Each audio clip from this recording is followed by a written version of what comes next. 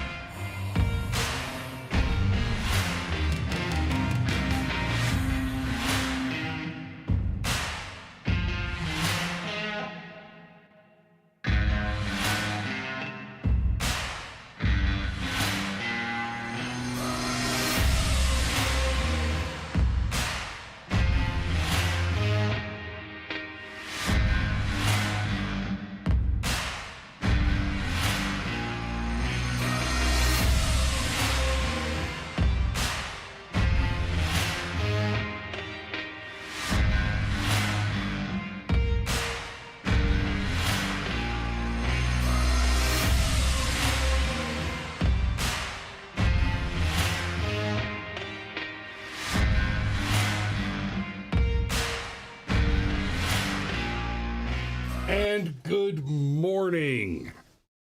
Good morning, everybody, and happy Friday the 13th before Halloween. Ooh. Hey, real quick housekeeping note. I need to see something in the comments. I mentioned earlier that I just replaced one of the monitors. It's much larger than the one it replaced. Had to reconfigure some stuff, including the position of the microphone. So let me know how that's coming through. It sounds good in the monitor, but don't forget, I'm deaf as a post without my hearing aids in, and these studio headphones are good, but they're not perfect. So, it is Friday the 13th, and what a Friday the 13th we have. I spoke earlier this week about the situation in the Middle East, the Islamic terrorists of Hamas attacking Israel, and I've gone so far as to make the argument that there are no real good guys in that situation, and I maintain that. I will caveat that somewhat with saying there are no good guys to a lesser degree than it is true with the Russia-Ukraine situation. But of course, it's Firearms Friday. We're not here to talk about the news insofar as where it does not relate to armed self-defense. The thing that we want to discuss is Second Amendment issues, Second Amendment activism, and Second Amendment advocacy, which includes, but is not limited to, the stories of defensive gun use by lawfully armed citizens. And we'll have discussions, sometimes the story will be a bad form shoot, and we'll talk about, okay, this is one where, the guy did a lot right, but maybe he didn't handle the firearm correctly, maybe things could have been done better, and we'll critique some of that. Alex points out, I'm going to say the decapitated heads of babies to find the sides in this one, mate. I agree enormously. Like I said, to a much lesser degree, there are no good guys in this situation. And understand. I mean, I hunted Islamic terrorists for the U.S. government for a long time. So I got some feelings about this, and that I don't want to get into that in particular, but the reason I mention the situation generally is because since we're talking about DGU today, defensive gun use today, the fact is that the reason we have the Second Amendment, it's not just for hunting and sport. Now, that's a part of it, but we engage in hunting and sport with our firearms for two reasons, two very important reasons. The first of which is it is an excellent, pleasurable recreational activity. If you have never enjoyed the pure catharsis of taking your firearm to the range and being bad with it to begin with, and then experiencing the rush and the thrill and the elation of becoming better, right? When you get to the point like I did where I don't miss 300-meter targets with iron sights on a rifle, right? I take my M4 and, buddy, we can show you some shit, right? I was part of a unit that did total qualification quarterly in the Army, right? The soldiers generally do it annually. My unit did it quarterly. Soldiers generally do it only with their main battle rifle, the M4 or the M16. I did it with the Arsenal. Quarterly, we would fire the M4s, the M9s, the 249, the 240 Bravo, the Maw Deuce, the Mark 19. And if you've never put your thumbs on a butterfly, I'm talking Maw Deuce, Mark 19, if you've never put your thumbs on a butterfly, you don't know what an erection is yet. It's amazing. I can stand up, shoulder fire an M249 and write my name on your enemy tank. I've seen me do it. It's good for the soul. But that's the first reason. The catharsis, the recreation, the pure joy of doing a thing well. That's why we shoot recreationally. The second reason that we shoot recreationally, and this is important, is because it is the responsibility, the duty of every military-age capable man in the United States of America under the Dick Act to keep and bear and maintain not only the working service condition of your firearm, but the practical capacity to employ it. I will go a step further and say that in the same way that you have the right granted to you by your creator to keep and bear arms, and that right stems from the right to protect your life, liberty, and property, I will go a step further with that. Jordan Peterson talks about having the conversation about rights without having the conversation about responsibilities. And you can't have the conversation about rights without having the conversation about responsibilities. There are rights, there are responsibilities, and there are authorities. You have the right to defend your life, liberty, and property. You have the authority to employ whatever means necessary to achieve that end. And you have the responsibility to do that efficiently and to employ that capability in defense of others whose capacity is not sufficient to secure their rights. Children, for example, have not had the time or the capability to acquire the skill that they need to employ that firearm in their own self-defense. It is your responsibility as a man to do that where it becomes necessary. The question is asked, what Why do you need an AR-15? Why could anybody possibly need an AR-15? Why would anybody ever need an AR-15? Oh, because the enemy can paraglide down into your position.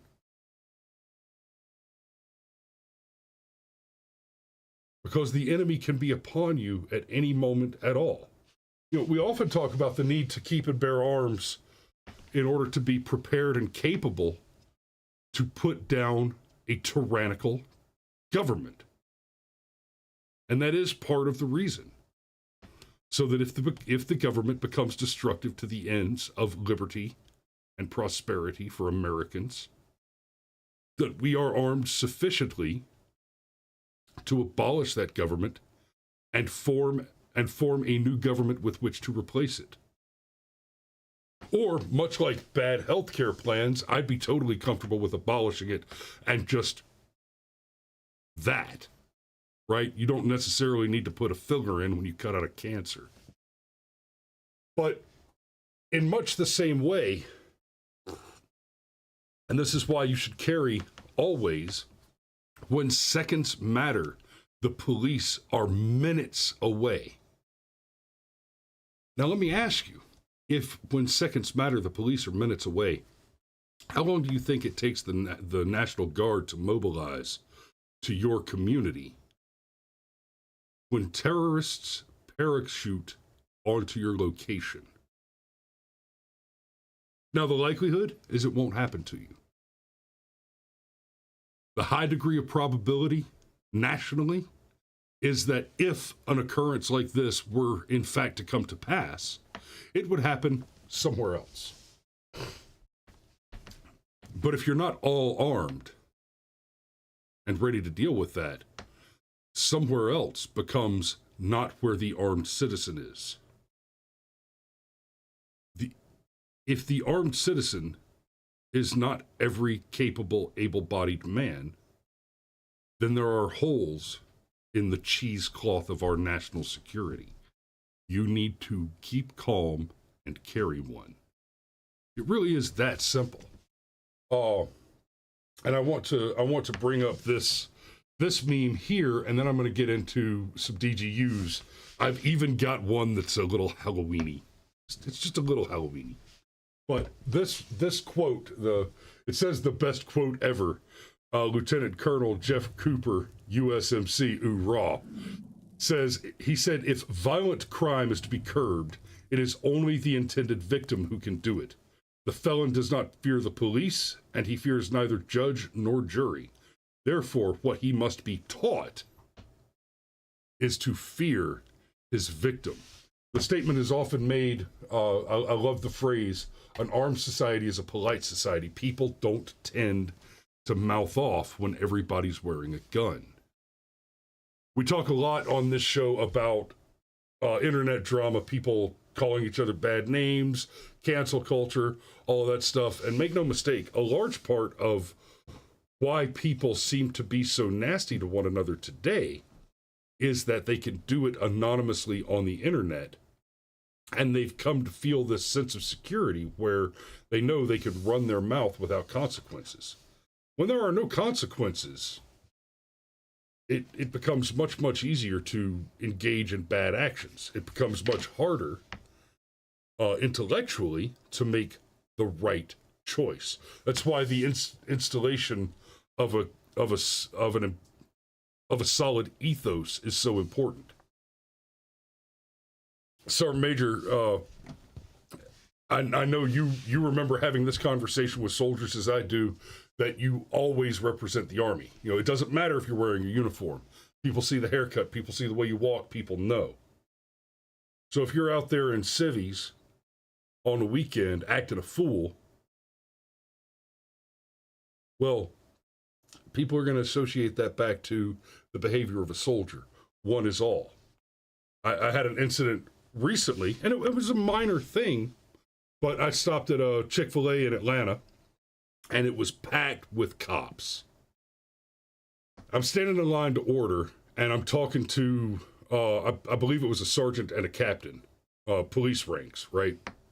And this young cop pulls in, and he's run behind everybody else, and he parks his motorcycle in the handicap spot right outside the door. And honestly, I was just kind of cracking a joke. I looked at the sergeant and I said, "You gonna go tell him to move that, or should I?" And he did the and he looked, and I said, "You gonna write him a ticket?" He said, "I could, and I probably should, but man, be cool. He's the new guy. I'll correct him." And they're like, okay, I'll let you play. I'll let you play ball. And he did. He went out and he told the guy to move. I stayed in line. I held the sergeant's spot. He came back in line. We spent probably 20 minutes waiting in line and just talking. They were both veterans. We spent about 20 minutes just talking about war stories. You can't get two veterans in one spot without them telling war stories. And he said, "Yeah, he's the new guy. I'm sorry, man. It won't happen again." I'm like, "Hey, it's cool. It's cool. Just remember, one is all." What happened here is not a bunch of people. Because we're talking about a packed Chick-fil-A. It's not that a bunch of people saw one guy out there make a mistake and said, "Oh, look at that asshole." No, they looked out there and they saw a cop on a motorcycle parking a handicap spot, and they all said, "Fucking cops, man." They all think they're above the law. And it doesn't matter if that's true. If that's what you allow the individuals to tell the public, that perception is important. And we get that through the installation of a warrior ethos. The correct representation of self, the correct conduct of one's activities, the correct moral position. And like Alex mentioned earlier, the correct moral position does not include murdering children. You see what I did there? See, It's bad for terrorists to behead babies. Let's not forget, it's also bad for Democrats to murder them in the womb. That's an important piece of that information. So, today is Friday the 13th. I got two more pieces related to that conversation, and then we've got DGUs. U.S. law enforcement steps up security ahead of expected Mideast protests. So, U.S. law enforcement agencies have escalated security measures to safeguard Jewish and Muslim communities ahead of global pro-Palestinian protests expected on Friday, but urged members of the public to go about their daily routines. I urge the public to go about your daily routine armed. Police in the two most populous U.S. cities, New York and Los Angeles, said they would step up patrols, especially around synagogues and Jewish community centers, though authorities insisted they are unaware of any specific or credible threats. That is a lie. For them to say they are unaware of any specific or credible threats. The founder of Hamas made a very public call for today to be an international day of jihad, and for all Muslims to conduct jihad. This is his words, not mine. He demanded that all Muslims conduct jihad against all Jews across the globe. He specified, especially in the regions surrounding Israel and that part of the world, but he did say explicitly global.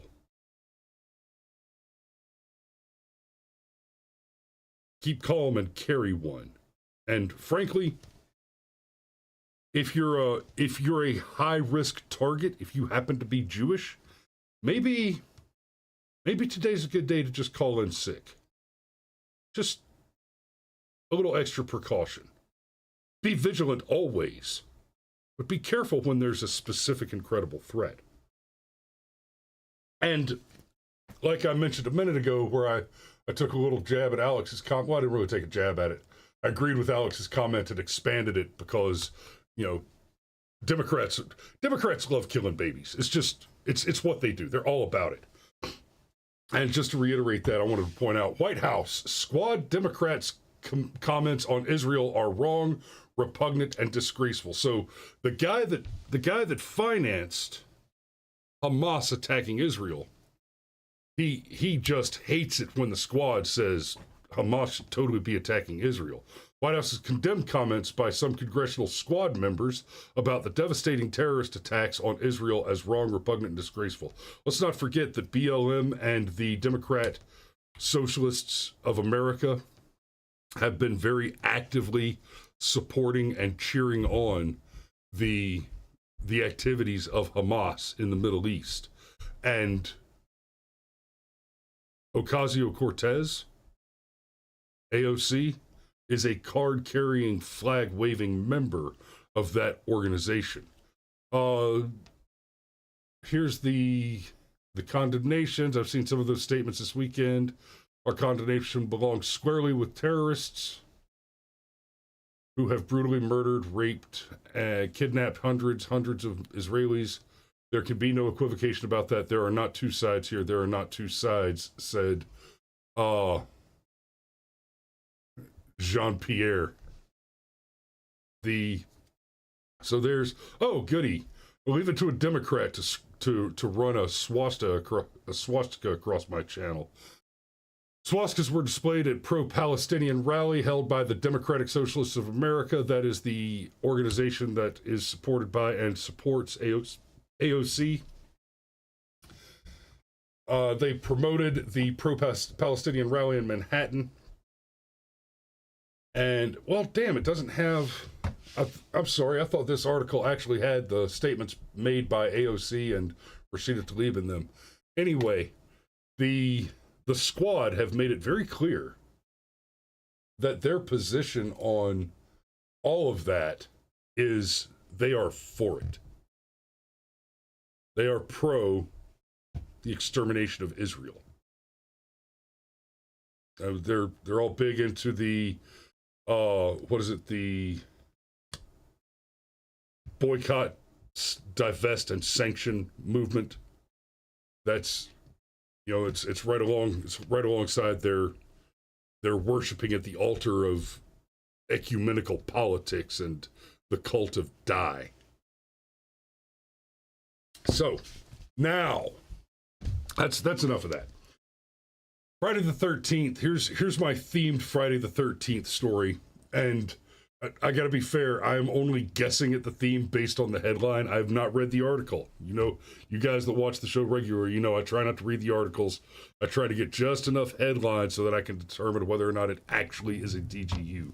Man who broke into ex-girlfriend's home with sledgehammer, shot twice by current partner.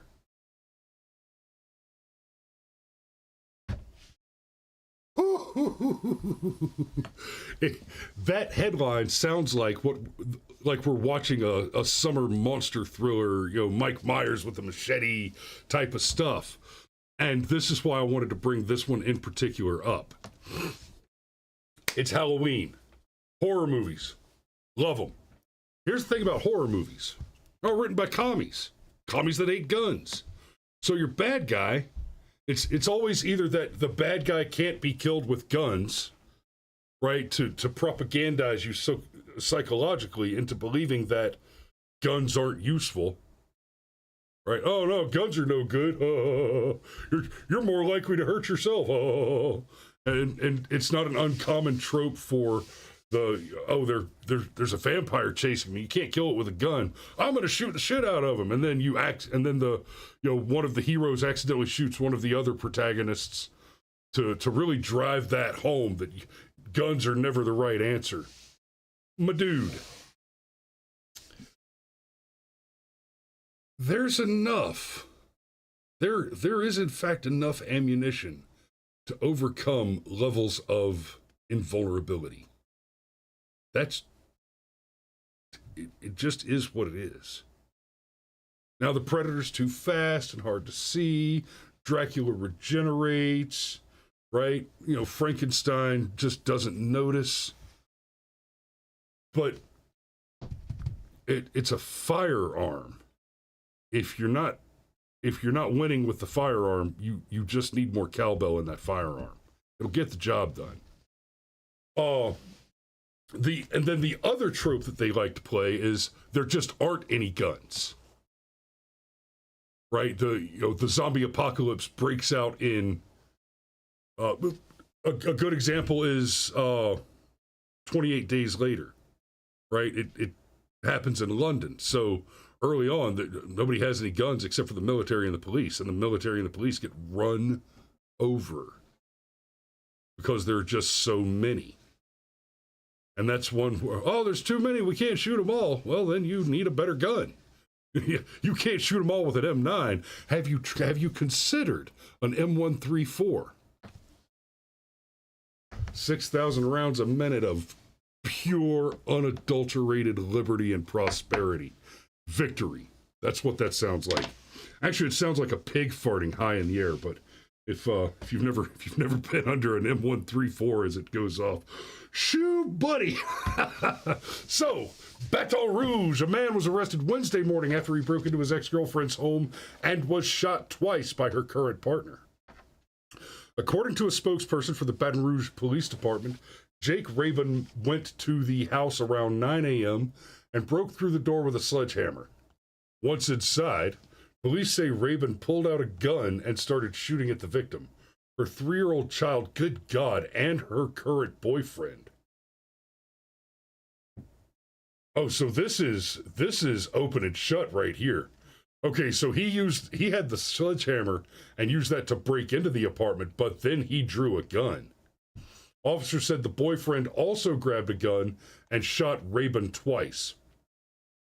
Rabin was taken to a hospital, treated for non-life-threatening injuries, and then taken to jail.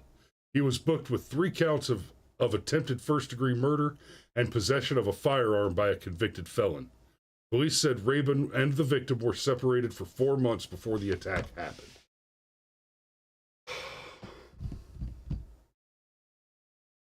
Shot him twice. It didn't say where he shot him.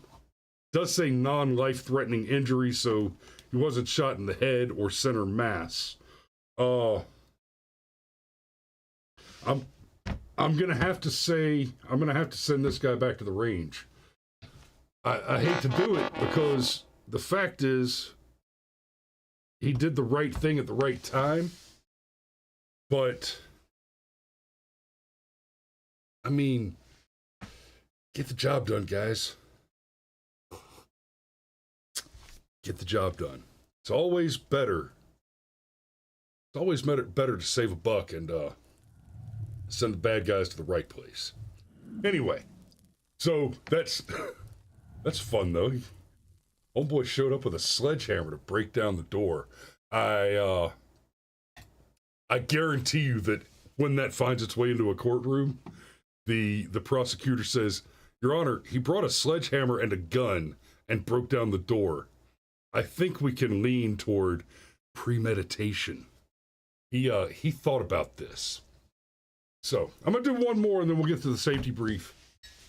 Chicago shooting. CCL holder fires back at gunman who shot CTA employee in Archer Heights. I think this one sounds familiar. Let me know in the comments if we covered this one already. I'm still going to go ahead and cover it because I've already got it pulled up. But I think we did this one. A concealed carry license holder fired back at a gunman who shot a CTA bus supervisor on the city's southwest side on Tuesday afternoon. Hold on a second. Let me check the date on this. This is from October 3rd.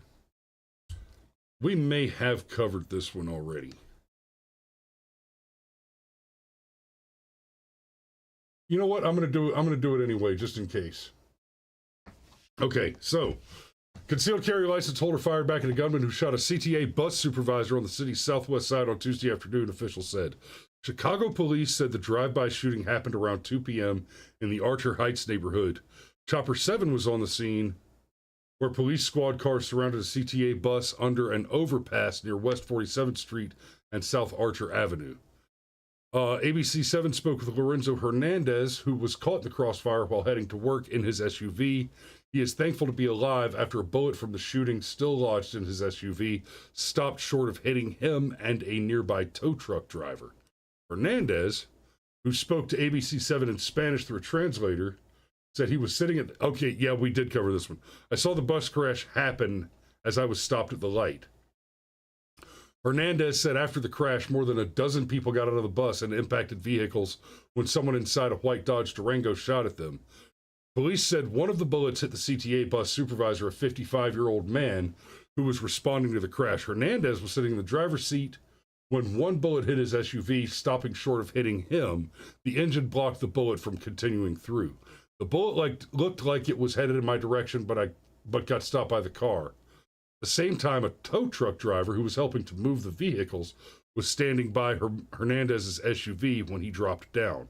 Hernandez initially thought the tow truck driver was hit, but then saw him jump back up and run around the front of his SUV, where he fired 2 shots at the gunman. That tow truck driver, who didn't want to go on camera, told ABC7 he saw the shooter take aim at him before he fired his own gun. Hernandez said, "You never know what can happen at any moment, and he is grateful to have his life. The shooting happened so quickly I didn't have time to react. In Chicago, you go to work not knowing if you will come back home.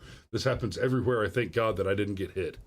At the end of the chaotic ordeal, Hernandez said the tow truck driver came over to talk to him to thank him. "The tow truck driver thanked me. He said if my SUV wasn't there, he would have gotten killed." Police were speaking with the tow truck driver at the scene, and he was asked to stay behind as part of the investigation. CPD also confirmed a witness with a concealed carry license fired back at the shooters. Okay, this is confusing.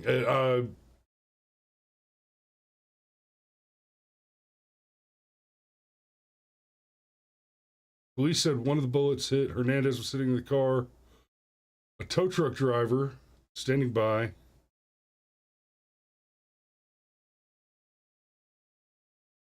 Hernandez initially thought the tow truck driver was hit, but then he saw him jump back up and run around the front of his SUV, where he fired 2 shots at the gunman.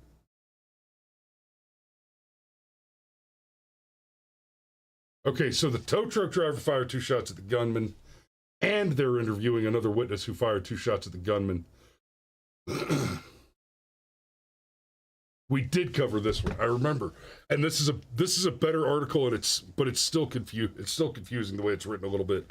So when we covered this before, I think we understood that the tow truck driver fired 2 shots, but it was a little confusing because it seemed like the guy just randomly shot up the bus, the tow truck driver shot at him, and he ran away.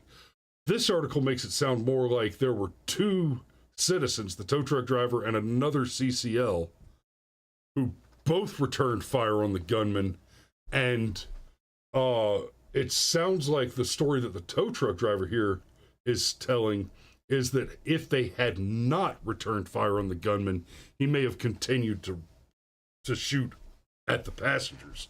So this article's from a different source than the first one we covered, and I'm a little confused, but I think that sums it up pretty nicely. The bad guy shot at the bus stopped. The bad guy shot Hernandez's SUV, lodged one in the engine. The tow truck driver returned fire, and a second CCL also drew his weapon and returned fire, and drove the assailant off. So this is actually a great story relative to the point that I was making earlier about the responsibility of every able-bodied man to be armed and be prepared to engage where necessary. Because here, if I've just summarized the story correctly, and I think I have, you've got one where the tow truck driver is basically taking cover behind this SUV, and the bad guy is still shooting at him, and a second shooter enters the mix and returns fire in the tow truck driver's aid against the assailant. Now you've gone from a shootout between 2 guys both presumably with cover, just basically throwing suppressive fire at one another, to adding essentially a flanking element to overcome the advantage of cover and actually defeat a tactically entrenched enemy. If you don't have multiple armed men to engage that sort of an enemy, then that option goes away, and you run the risk of finding yourself, no matter how morally correct you are, being tactically insufficient to the task of competing with another armed assailant. Even the best of us, right? A gunfight, if you've never been in a gunfight, I can tell you that in a lot of ways, it's like very fast chess. Your marksmanship, your discipline, your efficiency is incredibly important. It is. It is important to be able to hit what you aim at. It is also important to have a clear shot on what you need to destroy. And without a good tactical position, that can be difficult or even impossible. That's why we take cover in a fight. Right? You know, if you're in a situation, a bank's being robbed, you're armed, but you're concealed. Right? Guy walks in the front door with a shotgun. Everybody get down, this is a robbery. If you're a concealed carry guy, you've got some options. You can solve this problem, yes. But what you shouldn't do, because there are almost none of you out there that can do this, is attempt to draw immediately. You know, when the bad guy walks in and he's facing you with the gun already in his hand, you cannot outdraw someone who's got the drop on you. Maybe there's one or two of you out there that can, but the high degree of probability is you cannot. You grab some cover, then you secure your firearm, and then you engage. That is the tactically sound maneuver. So this article was a good illustration of why it's important for everybody to be armed. Now, that said, here's your safety brief. It's the weekend, guys. And the special thing that's happening this weekend is a global state-sponsored terror organization has declared jihad against specific targeted groups. And make no mistake, one of the groups of people that jihad is declared against are Americans in general. They have a standing chant of death to America. So do not operate under the assumption that just because you're not walking around with a kippah on your head, that you are not a vulnerable target. I'm not saying that they're going to be out there in the streets rounding people up, gunning people down. I am, however, saying it sure would be nice that if that happened, a bunch of Americans could jump out from behind blades of grass and put rounds on target. It's not complicated. Be prepared. Be safe. Don't drive drink. Don't fry bacon naked. We love you, and we will see you on Monday.